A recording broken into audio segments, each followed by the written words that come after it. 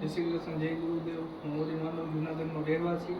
જાણતા અજાણતા રિદ્ધિ સિદ્ધિ રેકી સેન્ટરમાં અને સાંભળવા મળ્યું એ બાબતે હું પહેલી ડિગ્રી શીખવા માટે અહીંયા આવ્યો હતો. આજે અમે પહેલી ડિગ્રીની ચેનલ બન્યા.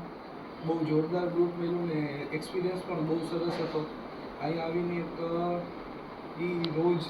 હરોજનો જે તણાવ હોય એમાંથી એક રિલીઝ થયા, બહારની દુનિયાથી ડિસ્કનેક્ટ થઈને સ્પિરિચ્યુઅલ વર્લ્ડમાં અમે એન્ટર થયા અને અમને ખબર પડી કે ના ભાઈ રેકી નામની વસ્તુ છે એ બહુ સારી છે ને બહુ પોઝિટિવ વસ્તુ છે. તો એટલું જ કહેવાનું છે કે એકવાર જરૂર ટ્રાય કરજો ને અહીંયા આવીને બહુ ખુશી થઈ અમને. થેન્ક યુ રિદ્ધિ સિદ્ધિ રેકી સેન્ટર.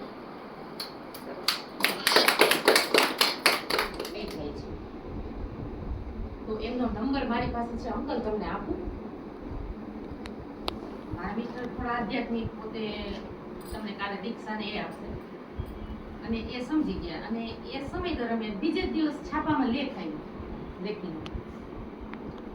રવિ કૃતિ આવે ને એમાં અગોચર વિશ્વ આવે, એમાં બધા લેખ આવે, તમારે વાંચો. રવિ કૃતિ છે ને આપણે રવિવાર ગુજરાત સમાચાર, એમાં બધા લેખ આવતા નથી. તમે કંઈ ખાઓ પીવો છો કે એ શું છે, આ સ્વતંત્ર વિષય છે. રેકી છે એ અલ્ટરનેટિવ મેડિસિન થેરાપી કહેવાય છે. ગુજરાતીમાં કહીએ તો વૈકલ્પિક ચિકિત્સા પદ્ધતિ. તમે કોઈ વૈકલ્પિક ચિકિત્સા પદ્ધતિ વિશે જાણો છો?